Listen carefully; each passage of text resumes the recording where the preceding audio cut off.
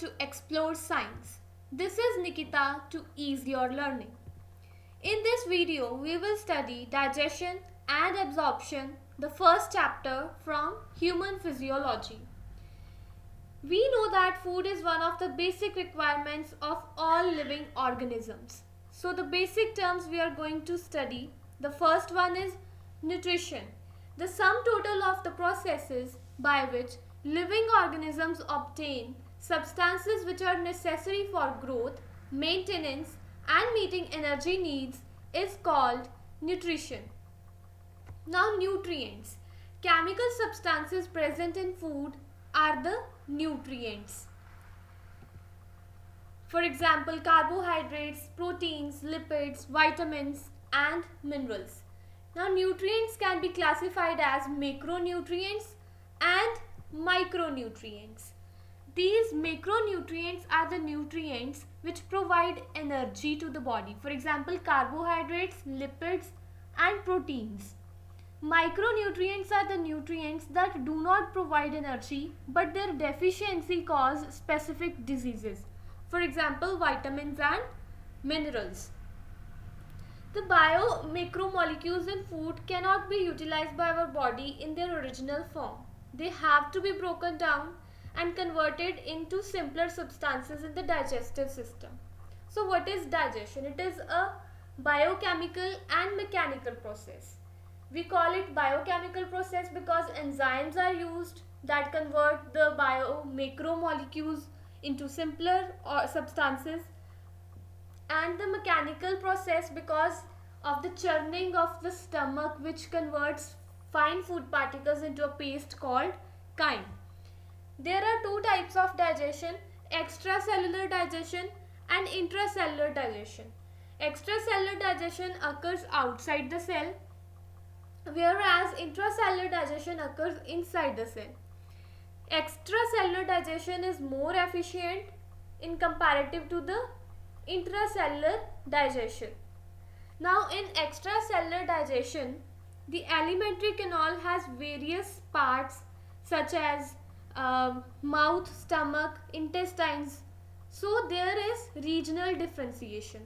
But in intracellular digestion, digestion occurs inside the cytoplasm, so no regional differentiation is present.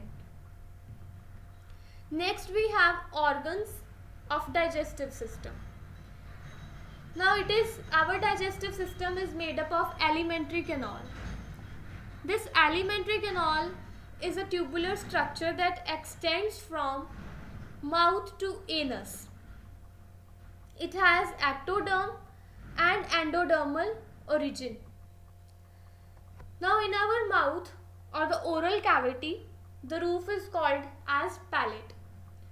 This palate has ectodermal origin, the hard palate, that is the interior portion of our palate, whereas the soft palate or the posterior part of the palate, it has endodermal origin. Now the point to be noted here is that alimentary canal does not have mesodermal origin.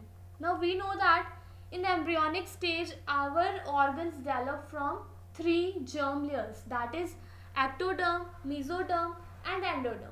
But our alimentary canal has which origin? Ectoderm and endoderm only, but not the mesoderm.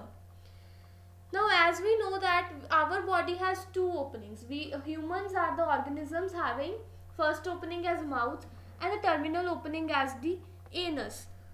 So such type of body plan or the digestive system is known as complete digestive system. And we have tube within tube body plan. Next we will see the parts of alimentary canal. First comes mouth and buccopharyngeal cavity. Mouth we all know. Buccopharyngeal cavity is the cavity present after oral cavity and before pharynx.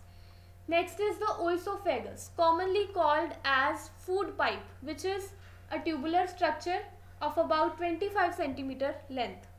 Next is the J-shaped part where churning occurs, that is stomach.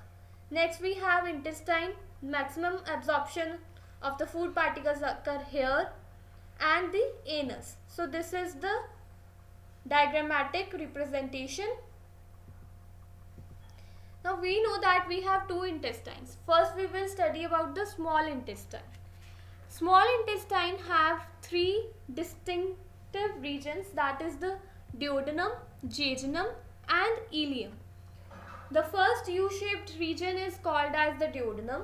Then the middle portion, which is called as jejunum, and the highly coiled last region of small intestine is the ileum. This is the part where maximum absorption occurs. Next we have large intestine. So it is of three parts. First is the cecum, next is the colon and the rectum. Cecum is a small blind sac which hosts some symbiotic microorganisms, and to cecum is attached a vestigial part known as vermiform appendix. Next, this is extended to colon. Colon is divided into four regions. The one which is directing towards upward is the ascending colon. Then the horizontal portion, that is the transverse colon, and then coming downward there is descending colon, and at the end we have sigmoid colon. Rectum is the part where fecal matter is stored. Now we will see brief about the dentition in humans on the basis of appearance in life. Now we all know that humans get teeth twice in life. That is why we have diphyodont type of dentition, because as an infant we have milk teeth, they are temporary and they are just taken off, which are replaced again by the permanent teeth. So our teeth appear twice in life. Then on the basis of the position from jaw, our teeth are embedded in the socket of jawbone. So such type of dentition is called thecodont. Then on the basis of structure and function, we have heterodonts, because we have four different types of teeth, that is incisors, canines, premolars and molars, each having different functions on the basis of their structure. Then on the basis of structure of loaves.